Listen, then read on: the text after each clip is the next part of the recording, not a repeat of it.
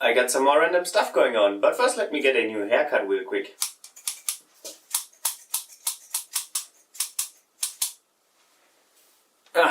Much better. Okay, so first of all I wanted to answer some questions. I do actually answer most of the questions that I get under my videos, but some of them are set so I can't reply. And some of them are really good questions and I want to reply, but I can't, so I'm gonna do this now. Wait, sorry, have you done a film class or similar?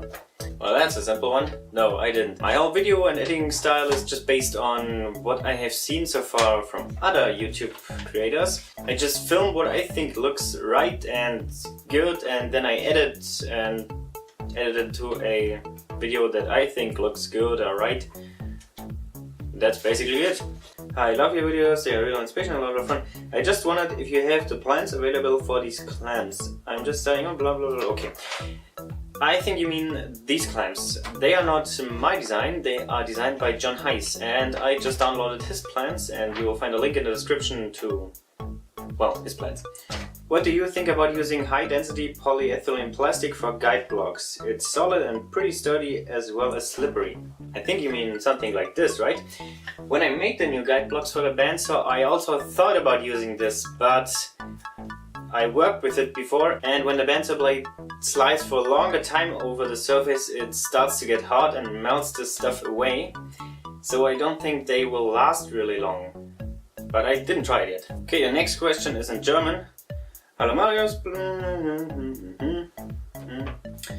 Könntest du einen Vlog über Sägeblätter für die Tischkreissäge und die Bandsäge machen? Gerade wo man die hier in Deutschland am besten kauft und welche gut sind und welche nicht, worauf sollte man achten, etc. Translated to something like, if I could make a vlog about my table saw and bandsaw blades, where to buy them in Germany and which ones are good and which not. It's pretty hard to explain, so let me show you.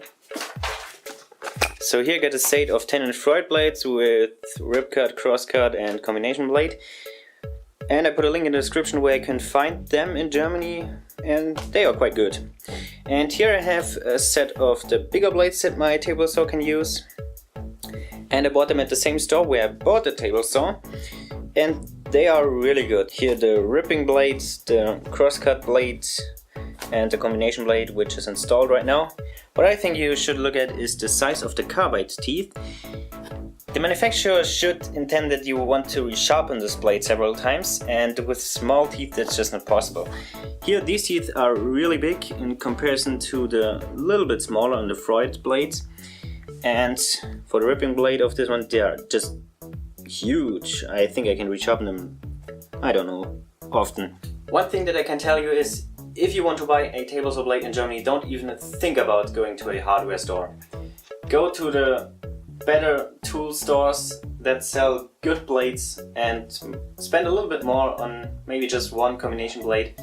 That will make a big difference. For the bandsaw blade, I can pretty much only recommend one manufacturer now, because it also was recommended to me, and that's Tough Saws from the UK. I also leave a link to their store in the description. So for bandsaw blade, if you want to cut a lot of curves and tight radii, get a, I think, 1/4" and 6 TPI blade, and it will work for pretty much anything. If you want to prepare bowl blanks, get one of the rough blades, and also not that wide, so I can also turn pretty tight radii. And if you resaw, well, just get a resaw blade. But I guess the best blade to start with is a 1/4" 6 TPI blade. That looked like a lot of work. How long did it take you to make and finish the project? He's talking about the storage shelf I just made. It took me about 2 weeks, but it didn't work 2 full weeks on the project, because I started the project with preparing all the lumber, and then I noticed that I don't have the clamps to clamp all the panels, so I had to interrupt about 1 week for making the clamps and the other video then, and then I continued, and then it took me like 5 days. Hey Maris, is the glued drawer bottom really reliable enough at the long side? On the other hand, a flat bottom slides perfectly on multiplex rails, right? Well, he's talking about this drawer here. Is it strong enough? Let's find out. So let's fill the drawer up with some random junk. A drill index with about 1 kilo. Some random junk with another kilo. a vise, and another vise, a jug, and a 6-pack of water bottles. Okay, I just estimate that these are now about 20 kilos of weight in this drawer. Let's see if the bottom holds up to this.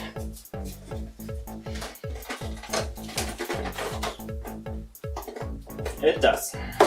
So I don't know what you want to put in your drawer, but I think a glued drawer bottom will be strong enough. And yes, it does slide really easy on these drawer slides. Have you tried placing strips of wax paper over the bar clamps before the glue up? No, because the glue doesn't stick to the bar clamps, so I don't think it's necessary. Congratulations, you're a very clever young man. I wish I had your setup. Obviously there's a lot of time, effort and expertise required to having such a great shop. Keep up the good work. Alright, thank you. Alright, and these were all questions that I had this time. So next then, this was my last video project, this big storage shelf for my bowls. And in that video I mentioned that I didn't secure to the wall yet. And then I got a lot of comments from people telling me that I really should secure to the wall because it will tip over or explode. Well, okay, I got you. Just after I uploaded the video, I changed my mind myself and I'm going to secure to the wall. But even without it secured to the wall, it would require a lot of force to tip it over. This thing is heavy. Fortunately, there already is a hole with an anchor that I can use. And I don't want to screw the whole shelf to the wall. I just want to secure it from tipping over. And I'm gonna use this piece of band from my backpack or something.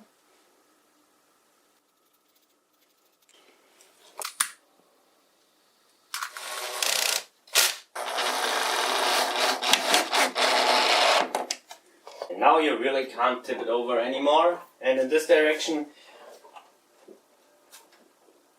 it's just not possible. Then if you follow me on Instagram, you will probably already know that I built myself a new computer for video editing. And I did this because, well, it was necessary. Because this was the computer that I used before to edit all my videos, coupled together with this TV as a second screen. And, well, the specs of this computer weren't too bad. But it's already 5 years old and just a little bit too old for that task. For example, when I rendered a video about 10 minutes long with all the color effects and, well, just everything, it took this computer about 5 hours to render, and the new computer can do it in like 20 minutes. The other issue was that this screen has a 720p resolution as well as this screen, so I couldn't watch my own videos in the full resolution at 1080p. But now with the two new screens I can, because they are of course 1080p. And now working with 3 screens is just awesome. I have the timeline with the full video here, then a full resolution preview here because the graphics card is now also powerful enough to handle this, and a window with all the effects that I use on the videos. It's just a pleasure to work with this setup. But I don't want to go in any more detail on this computer because I don't know how interested you are in this topic. But if you want to know more, I put the specs of it in the video description, so you can take a look at it there. Generally speaking, it's a really fast computer, not totally overkill. You can definitely build a much faster computer than I did, but it's the best that I could get for the budget I had. Then something my Instagram followers will also already know. Inventable sent me some packages. Yes, it's an X-Carve. It arrived about a week ago, but I didn't have time to get it yet because this will be a video on its own and it just doesn't fit my schedule yet, so the video about this is gonna be in like 2 weeks.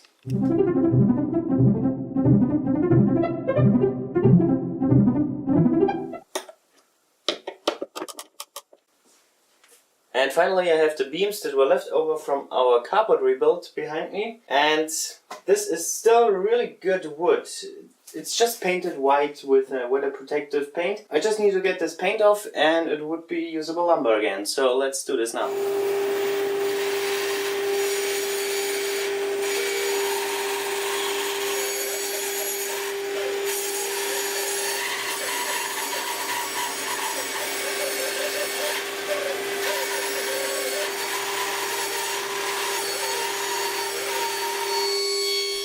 Some of the bigger pieces I could trim at the table saw, and that was a whole lot easier than on the bandsaw.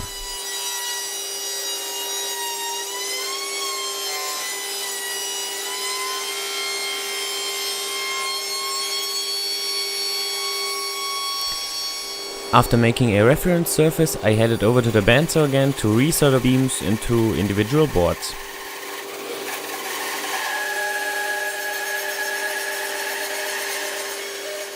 Now during resawing I ran into some problems with the blade getting stuck in the wood. I guess the blade really doesn't like the white paint and it gets dull from this, or there are some internal stresses.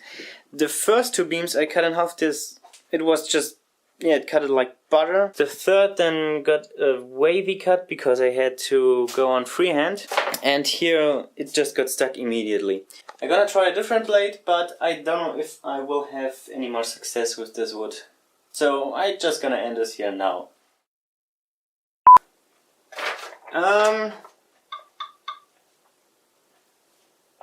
Hey Maris, is the glued bottom drawer bottom?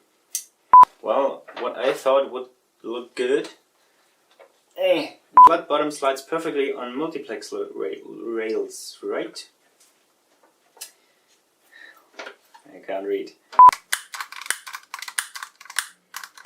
Now during resawing I run into some